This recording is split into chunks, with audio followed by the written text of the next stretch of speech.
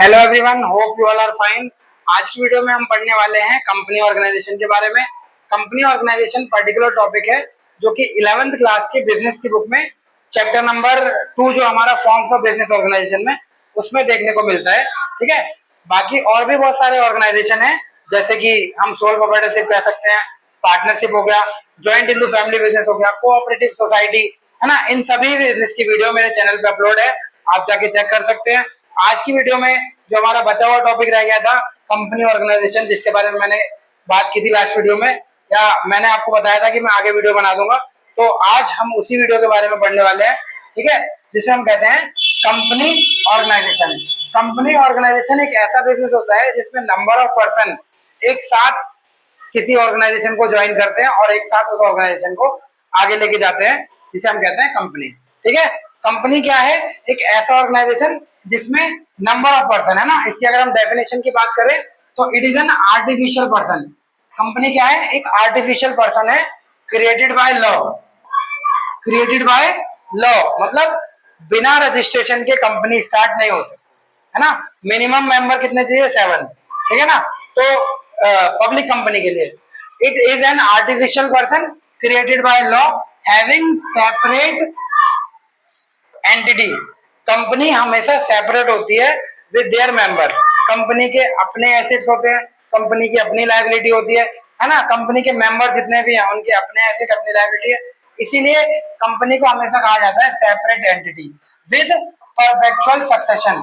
Perpetual succession का मतलब होता है कि कंपनी जब भी स्टार्ट होती है तो कंपनी अनंत काल के लिए स्टार्ट होती है। मतलब कंपनी का टाइम पीरियड कोई फिक्स नहीं होता कि एक टाइम के बाद कंपनी बंद हो जाएगी, ऐसा नहीं होता। ठीक है, इस फीचर्स को हम कहते हैं perpetual succession. And common seal. Common seal क्या होता है? कॉमन सील होता है सिग्नेचर ऑफ कंपनी, जो कि हमें डॉट डॉट, जो जैसे देखा होगा आपने सीबीएसई के जो एग्जाम दिए आपने 10th क्लास में, तो उसमें जो आपको मार्क्स आंसर शीट मिली थी, साइड में डॉट डॉट करके सीबीएसई लिखा होता है ना। तो वो सीबीएसई का कॉमन सील है। कॉमन सील क्या होता है? सिग्नेचर ऑफ कंपनी होते हैं, जो कि कंपनी के साइन जो कंपनी के एग्जिस्टेंस को बताते हैं कि यस ये कंपनी है। ठीक है ना। तो ऑल ओवर डेफिनेशन की अगर हम बात करें तो क्या है? एक आर्टिफिशियल पर्सन है। आर्टिफिशियल क्यों कहते हैं? आर्टिफिशियल इसलिए कहते हैं क्योंकि ये बनावटी आदमी है, आदमी जैसा दिखता है ना। इसका हेड एंड ब्रेन अलग है। Head and brain, board of director जो होते हैं, जो सीईओ होते हैं, उन्हें हेड एंड ब्रेन कहते हैं। हैंड जो है वो मेंबर है ना। और भी अलग अलग बॉडी, जैसे हमारी बॉडी में पार्ट होते हैं, वैसे कंपनी में भी जितने भी बॉडी के पार्ट हैं उसके अकॉर्डिंग उसमें पर्सन होते हैं। तो इसीलिए हम इसको आर्टिफिशियल पर्सन कहते हैं, जो कि लॉ द्वारा क्रिएट हुआ है, तो क्रिएटेड बाय लॉ और हैविंग सेपरेट एंटिटी। ठीक है, सेपरेट एंटिटी मैंने बता दिया आपको कि कंपनी अलग और मेंबर अलग। परपेचुअल सक्सेशन मतलब कोई टाइम पीरियड फिक्स नहीं है, अनंत काल तक आगे तक कंपनी चलेगी, जब तक वाइंड अप नहीं होगी, जब तक बंद नहीं होगी। And common seal. Common seal मतलब सिग्नेचर ऑफ कंपनी। ठीक है, तो ये ऑल ओवर डेफिनेशन हुई होगा हमारी कंपनी ऑर्गेनाइजेशन की। आगे बढ़ते हैं, कंपनी के फीचर्स देखते हैं। फीचर्स यानी कि विशेषताएं। कंपनी के मेरिट देखते हैं यानी कि गुण, और लिमिटेशन यानी कि अवगुण। एक एक करके सारे पॉइंट समझते हैं। पहले आ जाते हैं फीचर्स पे। देखिए, फीचर्स में वही सारे पॉइंट मोस्टली लिखे हुए हैं जो कि डेफिनेशन में कवर है। पहला क्या है? Incorporated association of person. Incorporated association of person का मतलब होता है कि कंपनी जो है वो क्या है? इनकॉर्पोरेटेड। इनकॉर्पोरेटेड मतलब रजिस्टर्ड। एसोसिएशन यानी कि ग्रुप ऑफ पर्सन। तो एक ऐसा ग्रुप ऑफ पर्सन है जो कि रजिस्टर्ड है, जो इनकॉर्पोरेटेड है, उसी को कहते हैं क्या? Incorporated association of person. ये पहला फीचर है। दूसरा क्या है? Artificial legal person. Artificial legal, legal इसलिए क्योंकि इलीगल तो हो ही नहीं सकता, क्योंकि बिना रजिस्ट्रेशन के स्टार्ट ही नहीं कर सकते। बिना रजिस्ट्रेशन के अगर हम स्टार्ट कर रहे हैं कंपनी तो वो इलीगल कंपनी कहलाएगी, है ना। तो ये क्या है? ये आर्टिफिशियल लीगल पर्सन है, लीगल है, ठीक है, इलीगल नहीं है। आर्टिफिशियल, आर्टिफिशियल मतलब कि बनावटी, जो नेचुरल पर्सन नहीं है। जैसे हम ह्यूमन बीइंग क्या है? ह्यूमन बीइंग क्या है कि नेचुरल पर्सन है, ठीक है। लेकिन ये क्या है? ये आर्टिफिशियल है, पर्सन जैसा दिखने वाला बट पर्सन नहीं है, तो इसीलिए आर्टिफिशियल।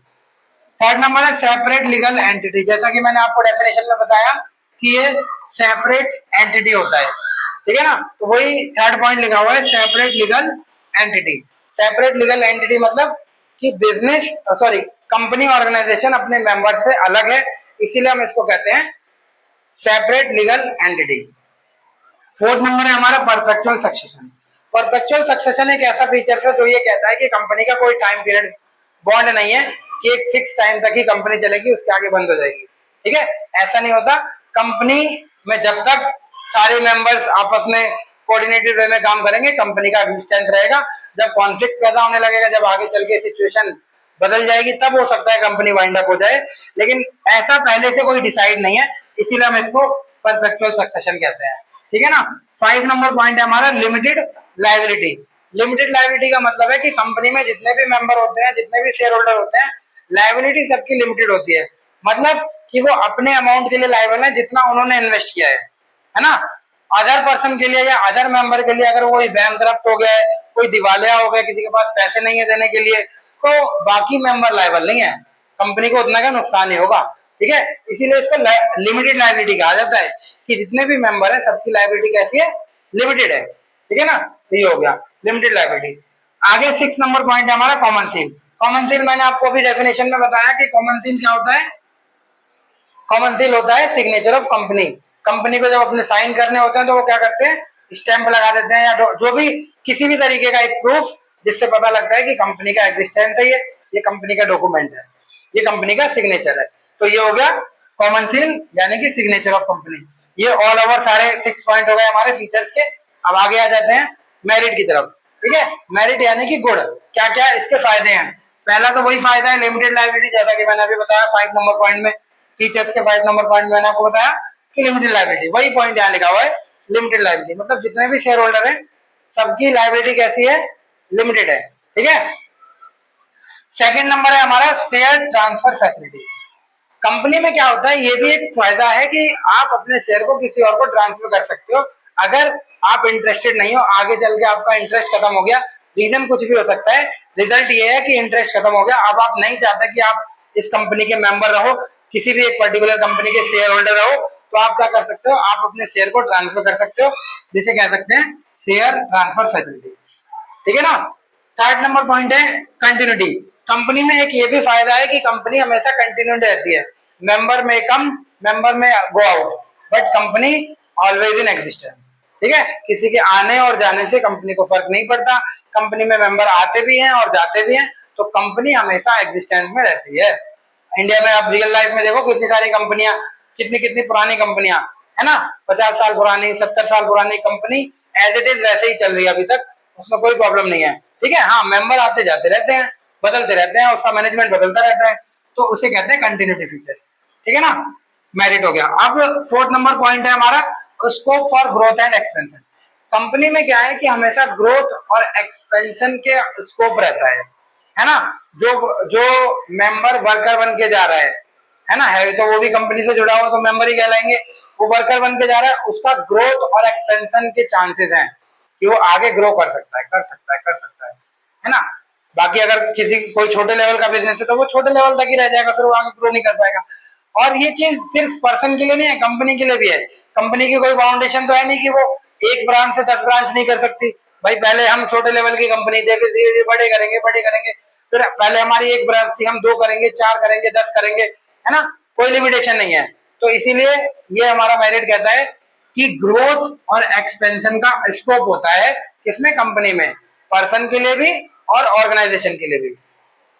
5 नंबर पॉइंट है इफेक्टिव मैनेजमेंट। इफेक्टिव मैनेजमेंट से हमारा मतलब है कि कंपनी का जो मैनेजमेंट है वो इफेक्टिव होता है। मतलब अब यहाँ अनपढ़ लोग तो मैनेजमेंट करते नहीं है, यहाँ जो मैनेजमेंट करते हैं वो पढ़े लिखे क्वालिफाइड होते हैं, है ना, जिन्होंने एमबीए पास आउट किया है, मतलब जिन्होंने कहीं ना कहीं से क्वालिफिकेशन ली है मैनेजमेंट करने की, कैसे चीजों को मैनेज करते हैं। ठीक है ना, तो इसीलिए वो जब मैनेज करते हैं तो वो इफिशिएंट तरीके से करते हैं, वही लिखा हुआ है यहाँ पर इफिशिएंट मैनेजमेंट। यहाँ कोई अंगूठा टेक मैनेजमेंट नहीं होता कि जिसके पास कुछ भी नहीं है, जो बस अपने हवा में तीर जला रहा है ना, तो ऐसा कुछ नहीं होता। इसीलिए यहाँ मेरिट में ये पॉइंट है कि इफिशिएंट, यहाँ मैनेजमेंट बहुत अच्छा होता है। ठीक है, इफिशिएंट मैनेजमेंट, सिंपल सी बात है ना, जिसके पास नॉलेज है वो अच्छे से कर पाएगा काम को। ठीक है, तो ये हो गया। अब आगे आते हैं लिमिटेशन की तरफ। लिमिटेशन यानी कि इसकी खामियां, इसमें क्या क्या इसकी सीमाएं हैं, क्या क्या इसके लिमिट्स हैं, इसमें भी 6 पॉइंट है, एक एक करके समझते हैं। पहला पॉइंट है डिफिकल्टी इन फॉर्मेशन। सबसे पहली बात तो यही है कि कंपनी को स्टार्ट करने में बहुत सारे हार्डल्स होते हैं, बहुत सारे रिस्ट्रिक्शंस होते हैं जो हमें फॉलो करने होते हैं। ठीक है, उन रिस्ट्रिक्शंस को जब हम फुलफिल कर लेंगे तभी हम कंपनी स्टार्ट कर सकते हैं। तो इतना आसान नहीं होता कंपनी को स्टार्ट करना, कंपनी को फॉर्म करना। तो इसीलिए लिखा हुआ है लिमिटेशन, डिफिकल्टी इन्फॉर्मेशन, इसीलिए डिफिकल्टी है। सेकंड पॉइंट है हमारा lack of secrecy. Lack of secrecy मतलब कि यहाँ पर इंफॉर्मेशन को सीक्रेट रखना मुश्किल होता है as compare to other business. क्योंकि अदर बिजनेस में हम जब बात करते हैं तो मेंबर कम होते हैं, लेकिन जब हम कंपनी की बात करते हैं तो मेंबर बहुत ज्यादा हो जाते हैं, है ना। अब ज्यादा जितने जितने ज्यादा नंबर ऑफ पर्सन को इन्फॉर्मेशन पता होगी, इन्फॉर्मेशन के लीक होने के चांसेस उतने ही ज्यादा होंगे। अब मान लो कोई एक सीक्रेट है जो सिर्फ आपको पता है, तो उसके लीक होने के चांसेस ही नहीं है, क्योंकि सिर्फ आप ही को पता है। आप जब तक किसी को बताओगे लीक ही नहीं होगा। अब दो लोगों को पता है, 4 लोगों को पता है, 10, तो जैसे जैसे नंबर ऑफ पर्सन बढ़ते जाएंगे इंफॉर्मेशन को सीक्रेट रखना उतना ही मुश्किल होगा। तो वही है lack of secrecy. Third number point है हमारा lack of motivation. Lack of motivation क्या है कि भाई सबको पता है कि ऑल ओवर फायदा जितना भी है वो सारे मेंबर को बटेगा। कंपनी किसी एक की तो है नहीं, कंपनी सबकी है ना। तो कंपनी जब सबकी है तो फिर ऑब्वियसली कोई ज्यादा काम करेगा तो ज्यादा प्रॉफिट होगा, तो वो प्रॉफिट में हिस्सा सबका होगा। ऐसा नहीं है कि भाई आपने ज्यादा काम करा तो सिर्फ आपको पैसा मिल गया, नहीं। कोई ज्यादा करे कोई कम करे, है ना, प्रॉफिट में जिसका जितना शेयर है उसका उतना ही रहेगा। तो ऐसे में क्या होता है, इस वजह से लोग कई बार मोटिवेटेड नहीं होते।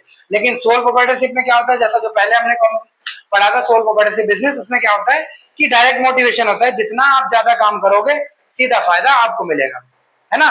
लेकिन इसमें ऐसा नहीं है, तो इसीलिए यहाँ पर लैक ऑफ मोटिवेशन है, मोटिवेशन की कमी है। वर्कर या मैनेजर या जो भी मेंबर है वो काम एक्स्ट्रा करना ही नहीं चाहता, क्योंकि उसे पता है फायदा दूसरे ले जाएंगे, तो वो अपना सिर्फ अपनी रिस्पॉन्सिबिलिटी फुलफिल करता है, that's it. Fourth number point हमारा एक्सेसिव गवर्नमेंट कंट्रोल, है ना।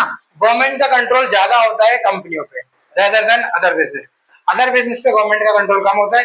गवर्नमेंट चेकिंग के लिए, स्क्रूटनी के लिए, है ना, इन्वेस्टिगेशन के लिए कंपनी में आती रहती है, चेक करने के लिए कि कोई गलत काम तो नहीं, इलीगल काम तो नहीं हो रहा, अपोजिट टू पब्लिक पॉलिसी, है ना, कोई ऐसा काम जो अपोजिट टू पब्लिक पॉलिसी है जिससे लोगों को नुकसान हो सकता है, या कंपनी टैक्स की चोरी तो नहीं कर रही, अकाउंटिंग ठीक ठाक कर रही है कि नहीं, मतलब अनगिनत तरीके से कंपनी में चेकिंग होती रहती है। तो उसी की वजह से इसको कहा गया कि एक्सेसिव गवर्नमेंट कंट्रोल। गवर्नमेंट का कंट्रोल बहुत ज्यादा होता है company organisation. Third number 5 number point है हमारा डिले इन डिसीजन। क्योंकि कंपनी किसी एक की नहीं है। सोल प्रोप्राइटरशिप में क्या था, एक मेरिट था हमारा क्विक डिसीजन। क्विक डिसीजन मतलब कि व्यक्ति क्या करता है, जिसका भी सोल प्रोप्राइटरशिप है वो फटाफट से डिसीजन ले लेता है। लेकिन यहाँ पर ऐसा नहीं है, यहाँ पर डिसीजन किसी एक के हाथ में नहीं है। बोर्ड मीटिंग होती है, मीटिंग अलग अलग मीटिंग बिठाई जाती है, इमरजेंसी मीटिंग, एनुअल मीटिंग, जिसमें बिल पास कराया जाता है, एक्शंस लिए जाते हैं, है ना। अब डेमोक्रेटिक है तो फिर ऑब्वियसली कि वोटिंग अगर राइट की तरफ ज्यादा वोट होंगे तो ठीक है, रॉन्ग की तरफ ज्यादा वोट होंगे तो, है ना, नहीं होगा। फिर किसी भी एक डिसीजन के लिए सहमति ज्यादा लोगों की है तो डिसीजन को ले लिया जाएगा, है ना। और अगर सहमत नहीं है, ज्यादा लोग असहमत है तो डिसीजन, मतलब कुल मिला के बात यह है कि यहाँ पर डिसीजन लेने में बहुत देरी हो जाती है, डिले इन डिसीजन। ठीक है। 6 नंबर पॉइंट हमारा कॉन्फ्लिक्ट अमॉन्ग इन्वेस्टिगेट। अब सिंपल सी बात है ना कि भाई जितने ज्यादा पर्सन होंगे माइंडसेट सबका अलग अलग है। ठीक है, किसी एक पर्टिकुलर चीज पर सबका डिसीजन एक जैसा हो ऐसा तो होना बहुत मुश्किल होता है। ठीक है ना। तो इसीलिए यहाँ पर क्या है, मेंबर्स के बीच में कॉन्फ्लिक्ट होता है, क्योंकि सब एक जैसा तो नहीं सोच पाते, है ना। किसी के लिए एक पर्टिकुलर पॉइंट पे कुछ चीजें ठीक होती हैं, किसी के लिए वही चीजें गलत होती हैं, क्योंकि सबका सोचने का एंगल अलग अलग है, थिंकिंग पॉइंट अलग अलग है। ठीक है, तो ये हमारा ऑल ओवर टॉपिक हो गया कंपनी ऑर्गेनाइजेशन का, जिसमें मैंने आपको कंपनी के बारे में बताया, कंपनी के फीचर्स, ठीक है, उसके मेरिट्स और उसकी लिमिटेशन। होप ये सारी चीजें आपको क्लियर हो गई होंगी। ठीक है, वीडियो अगर आपको इंफॉर्मेटिव लगी हो, है ना, कोई भी अगर आपको कहीं कोई डाउट लगा हो तो आप मेरे से कमेंट सेक्शन में पूछ सकते हैं। वीडियो पसंद आई हो तो वीडियो को लाइक कर दीजिएगा, चैनल को सब्सक्राइब जरूर करिए ताकि आगे आने वाली वीडियोस का नोटिफिकेशन आपको मिलता रहे। मिलते हैं आपसे अपनी नेक्स्ट वीडियो में, तब तक के लिए बाय बाय, टेक केयर।